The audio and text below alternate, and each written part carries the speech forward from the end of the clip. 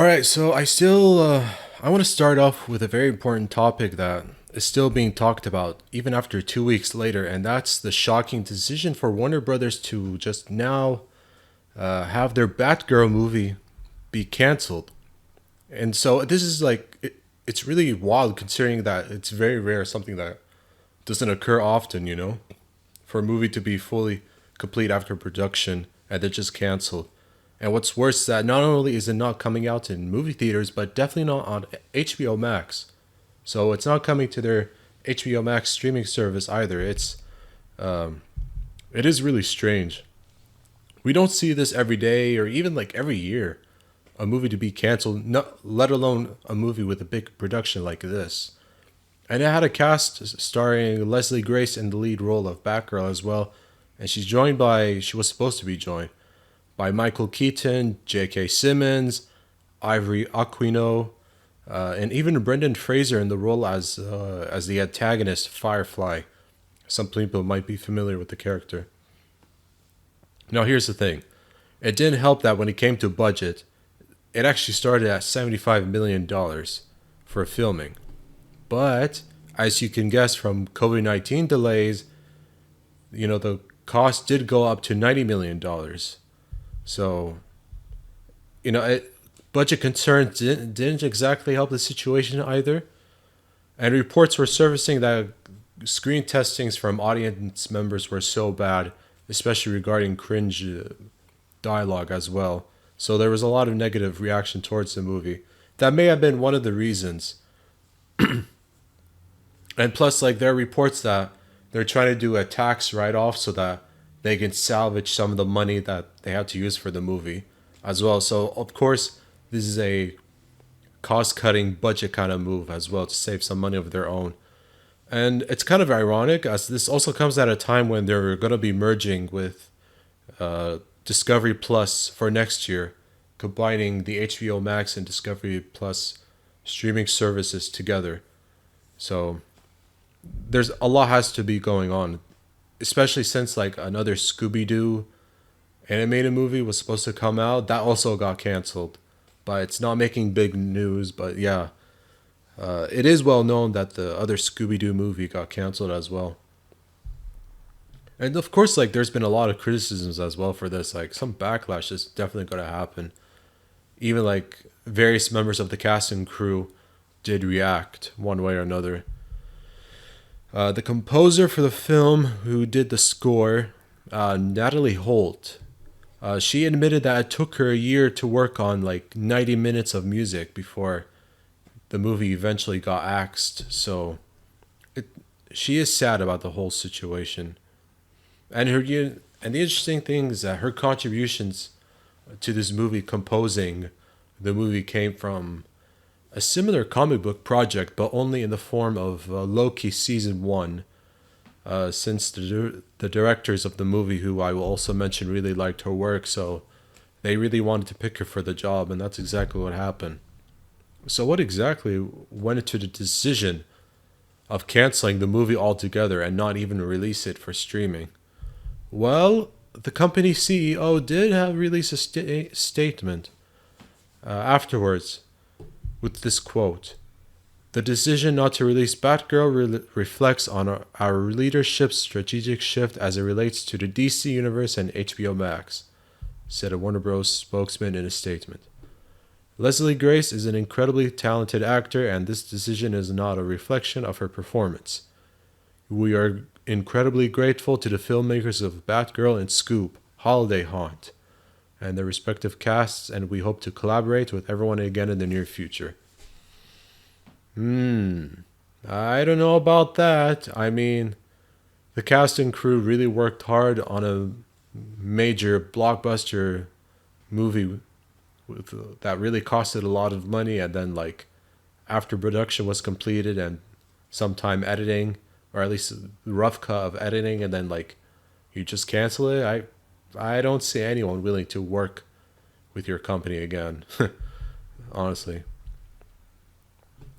And yeah, because like as I said earlier, it may have been canceled for a tax write-off to save money.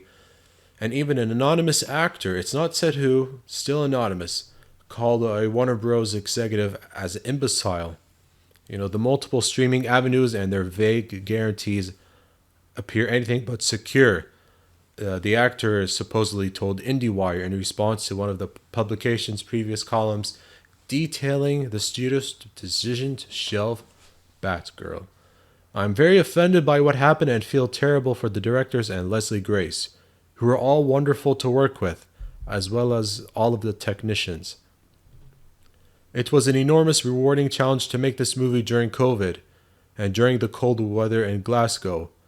So yeah, in case those are wondering, the location of the film was taken place in Glasgow for the filming. None of these things matter to an imbecile like Warner Bros. Discovery CEO David Zaslav. Yikes. His cowardice is breathtaking. I am glad I got to participate, and I wish the best for all those involved, except the suits at Warner Brothers. But they all get replaced sooner than later. Ouch. I mean, talk about being really bitter. I don't even blame the actor in question. When you spend months, when you get cast into a role, you rehearse the lines, you practice the lines, you try to get into character, you read and study the background history of the character, regardless of who this actor was casted in. I mean, you can't really blame, those that are mad, even angry, for being in an unprecedented situation like this that no one saw coming at all. So, while the movie was filmed in Glasgow, directors Adil El-Arabi and Bilal El-Falah, they were in charge of directing the movie, so it was their responsibility. And another interesting thing, fun fact, they worked on the Miss Marvel Disney Plus series and Bad Boys for Life movie. So of course they were going to respond, and they did release an official statement via Instagram. And also even both of them actually shared a statement about it. Also, they actually had a screenshot of an email they got from Kevin Feige, who they're friends with, on their IG story. Yeah, so I got the quote saying, "Thanks for all the messages of support all over the world. Shout out to directors Edgar Wright and James Gunn. Just thanking for directors for the kind words." Of course, they were at a wedding somewhere. I forgot where. But they were really sad and shocked for the whole thing. You can guess what they said. You'll find it. But even more interesting, actually, is an email they got from Kevin Feige. They worked with Kevin Feige on the Miss Marvel series. So, of course, he had something to say as well. "My friends, I had to reach out and let you know we are all thinking about you both. Because of the wonderful news about the wedding, congrats. And the disappointing news about Batgirl. Very proud of you guys for all the amazing work you do, and particularly Miss Marvel, of course. Can't wait to see what is next for you. Hope to see you soon." So yeah, Feige sent an email, just reaching out to them, specifically to both, hold on, sorry, look at the name, Bilal Falah and Adil El-Arabi, for both of them. But yeah, I do have the proper quote of what they said on Instagram, saying "We're sad and shocked. We can't believe it. As directors, it is critical our work to be shown to audiences. And while the film was far from finished, we wish the fans all over the world would have had the opportunity to see and embrace the final film themselves. Maybe one day they will, inshallah." Although I hate to be a pessimist, but that's becoming doubtful. Hours ago, reports are surfacing that there's going to be what's called a funeral screening for the cast and crew involved in the movie, just to watch it one time, and then supposedly the movie might get either burned or stored in an archive or something. And it gets even worse when one of the cast members, Ivory Aquina, wrote a letter saying how agonizing it was just to processing the whole thing, and she couldn't stop crying, and just really difficult to comprehend the whole thing. You'll find it online. It's just you just feel for people who work hard and are passionate about a movie like this, and really made relationships with many cast and crew members on the movie, appreciating all their hard work. And obviously, like when you spend time with actors for many months on a movie, of course you're gonna develop some kind of friendship and chemistry. So it is understandable, but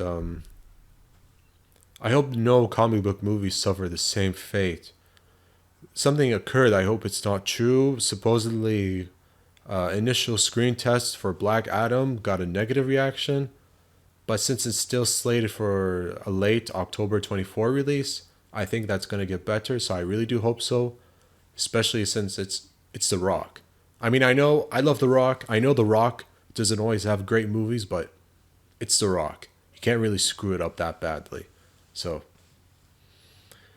yeah, I wouldn't work with them if I'm Leslie Grace, but maybe something will turn up since they want to work with her again.